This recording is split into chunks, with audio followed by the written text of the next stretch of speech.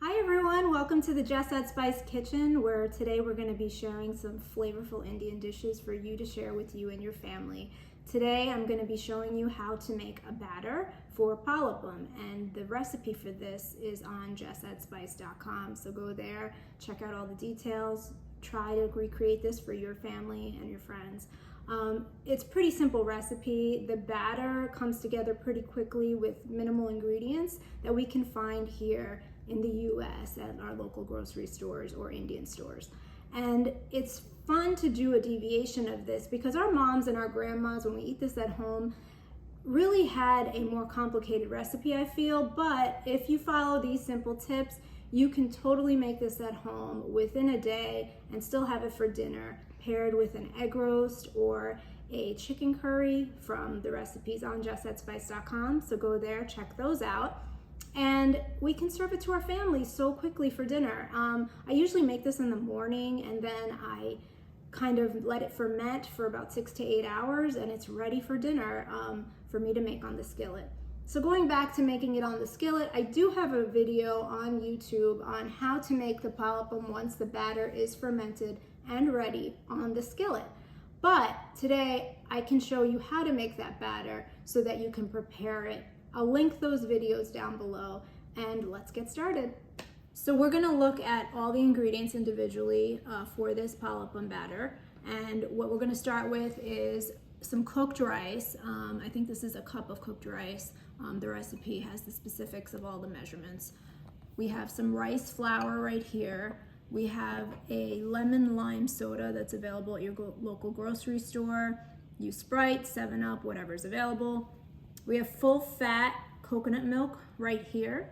I need full fat coconut milk for this recipe because we want that depth of coconut flavor. We want that sweetness that we get from the coconut milk, and we don't want to dilute the batter because sometimes when it's less fat in coconut milk, it can dilute your batter further and it won't give you the consistency and pillowy softness in that center of the Paal Appam.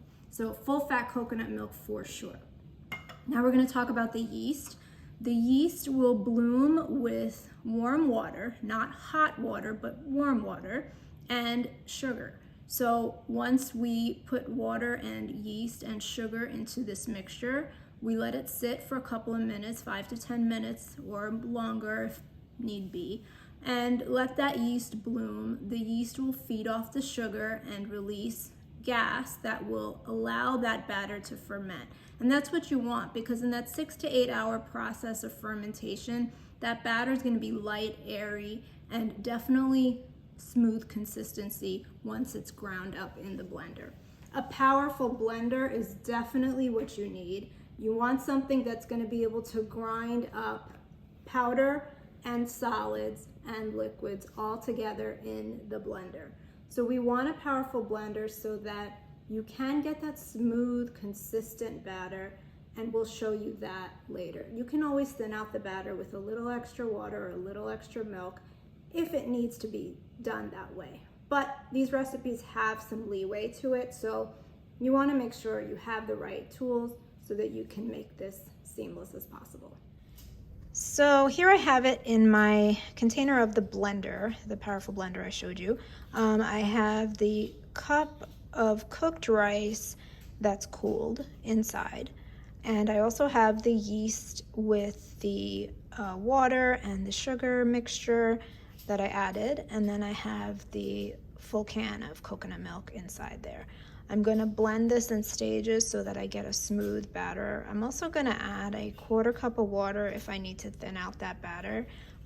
It explains it in the recipe so that we can get that smooth consistency, no lumps, and we'll mix in between so that we can ensure that smooth batter.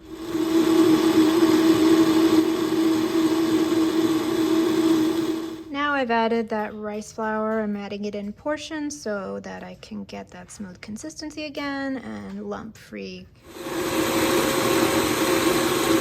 Okay, so now we're gonna add the rest of this flour into the container of the mixer.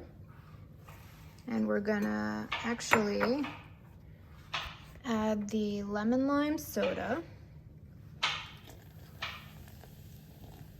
in there, and we'll mix, and also we will stop the mixer, kind of use a spatula to get the sides and make sure everything is well combined, stir in, and make it really uniform and smooth batter. As you can see, some of the rice flour is stuck on the sides, so I want to use my spatula to push all of that into the liquid that's already in there and mix it slowly with the spatula.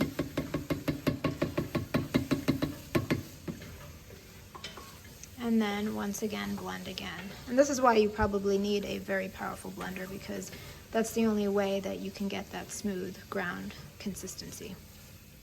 I'm going to add 1/4 cup of water to thin out this batter some more.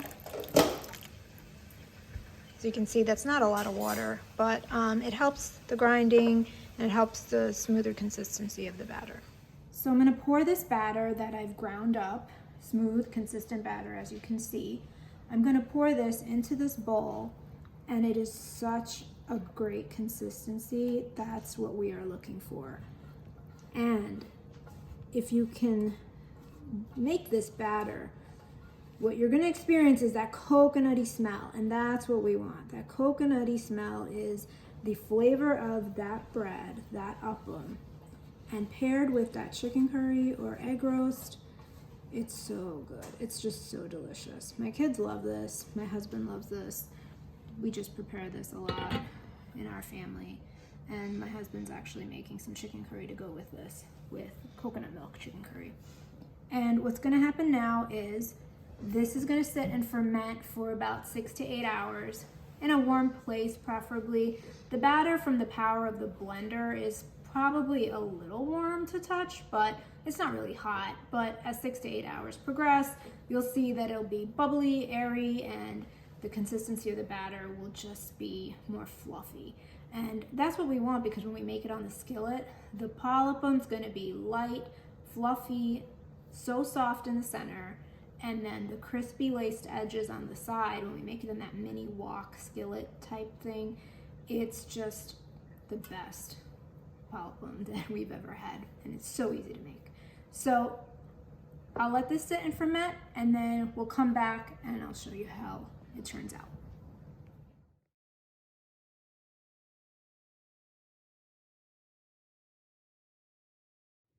So as you can see, this batter has risen and deflated, and it's very light and airy. You can see all those bubbles that have formed from fermentation. That is the work of the yeast and the sugar we fed it to create those gases, and also that carbonated beverage, the lemon lime soda that we added, the Sprite, 7-Up, whichever you choose to add.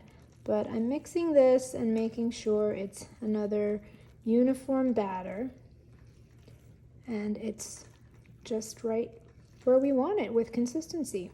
So now let's go ahead and start making the Paal Appams on the stovetop with the skillet for the Paal Appam. So what we have here now is the batter. I have my mini wok heating on medium heat and a plate to place the appam once it's ready to be served. Now I'm going to make this batter right away after the 6 to 8 hour time point. Today was a very hot day here, so 6 hours that batter was really risen, as you probably could have seen in those pictures, but it then deflated and became bubbly and airy. So if you're not using this right away like I am, you can always store the batter in the refrigerator and then take it out when you're ready to prepare it for about 20 minutes, let it come to, semi-room temperature. It will be still pretty cold, but you can add maybe 1% or 2% milk a little bit at a time, just to dilute it to that consistency we have here. And this is that consistency that I'm talking about. So that's what you do if you are refrigerating this batter and not using it right away. This batter can probably give you, depending on the size of the appams, you can see my mini wok is pretty small, so it's not huge size for these appams, but it might take maybe 15 to 18 appams, depending on how many everybody eats. So you might have it for a couple of days. This can store in the refrigerator for a good 3 to 5 days. After that point, you might want to just make them and eat them because they won't last that long. So now I'm going to pour a ladleful of the batter into the wok. And this ladle, I do maybe one and a little bit more in the ladle just to get that center a little thicker. Depending on your ladle and your pan and the batter, definitely, you'll be able to create the appams to the consistency you want, the thickness. And I just swirl this wok off the heat slightly like this, and that's how it creates those lacy edges, because those bubbles will form on the sides. That center will be thick and soft, and my heat is still on medium. I'm going to cover and steam this so that that center can cook, the sides can cook, and it can be cooked through without having any soft spots of batter. Now I've put no butter or ghee or oil onto this pan before I put the batter in. This is a non-stick pan, so it will easily come out with a spatula, and I'll show you that in a couple of minutes. So I'm going to cover this up, let it steam with this heat, and then we'll check it in a bit. So this is the crispy, lacy edges that have formed, and the appam in the center is cooked, no batter, tender. So this is what it looks like. And we're going to serve this with some chicken curry that we made earlier. And I've made this other one earlier as well.